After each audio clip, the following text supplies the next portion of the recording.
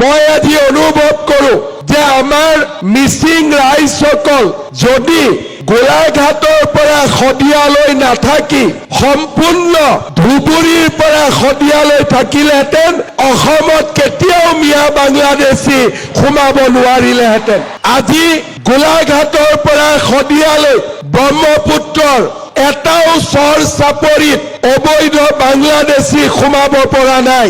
কাৰণ আমাৰ মিচিং সমাজৰ লোকে কপালৰ ঘাম মাটিত পেলাই তেওঁলোকে কাম কৰে, শ্ৰম কৰে আৰু আমাৰ পবিত্ৰ ভূমিক ৰক্ষণাবেক্ষণ দিয়ে।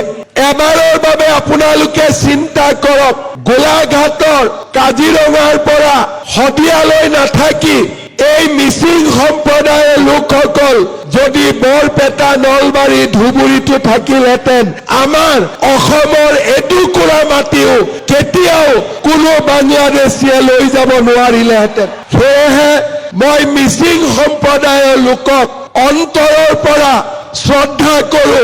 আপোনালোকৰ কৰ্ম সংস্কৃতিক মই সন্মান কৰো। কাৰণ আপোনালোকে আমাৰ জাতিটোৰ প্ৰতি, আমাৰ অসমৰ প্ৰতি, অসমৰ কলা সংস্কৃতি ভাষাৰ প্ৰতি এক যুগমীয়া দায়িত্ব বহন কৰি আহিছে।